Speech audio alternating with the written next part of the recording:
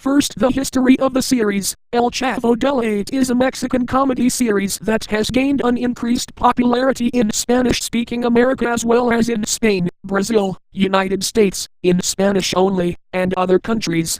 It centers around the adventures and tribulations of the title character, El Chavo, an orphan, played by the show's creator, Roberto Jimenez Bolaños, and other inhabitants of a fictional apartment building, or, as called in Spanish, vecindad.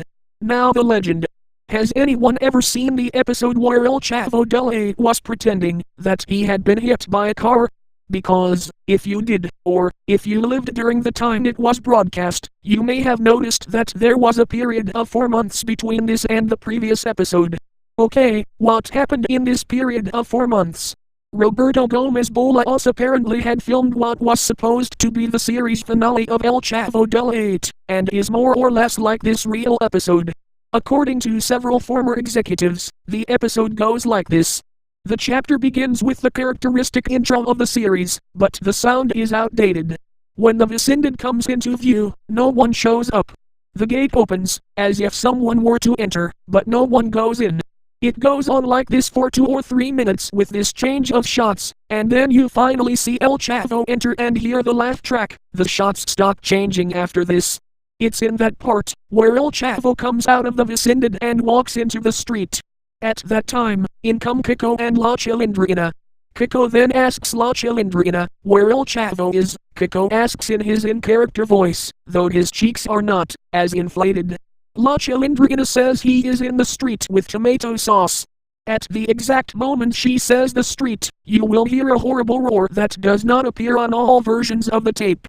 After the fade out is the scene from the episode which was broadcast, the one where El Chavo pretends to be run over, where the characters in the vecindad were crying. The sound is outdated and sobs seem to be coming from a lot more people. Just that there is a cutscene for what appears to be a commercial break.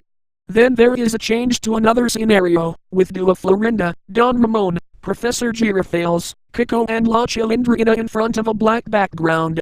In front of them appears to be a coffin with the body of El Chavo, but he is not seen. The 5 characters are especially broken. Dua Florinda looks very daunt, and while it appears she's just acting, her grief is highlighted even more when the camera zooms in on her face, for about 5 to 10 minutes. After this incredibly long scene, Kiko and La Chilindrina say Chavito, in heartbroken voices. Kiko is not doing his speech gimmick at this time, which raises questions as to whether he and Dua Florinda are really just acting. After this scene is the shot of El Chavo's body. It is here more than anywhere else that raises questions, as the body of El Chavo is actually taller than Roberto Bolaños. El Chavo's suit is too small, and you can see that he's also too fat and his skin color is a bit too dark. Both of his legs are broken and bleeding. The cap that covers his face and his head is covered in blood, and his arms are twisted and emaciated. His trunk seems to have exceptionally clean stab wounds all over it. This scene lasts for 5 minutes, then the characteristic ending theme of El Chavo del Eight plays. There was a period of 4 months between the time this episode was filmed, and where Chespirito rejoined his team, and there is controversy over who played the body. It was clearly shown that it was not a dummy, and it was not any actor who had appeared as an extra or two before or after this. In addition to this, a little while back, Roberto Gomez Bolaños had said he wanted to do something that no one had ever seen on television before. Truth in television.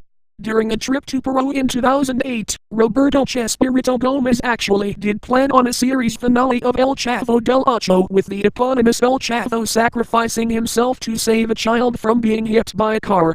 He decided not to, because his daughter said it could make many children become depressed and even lead them to commit suicide.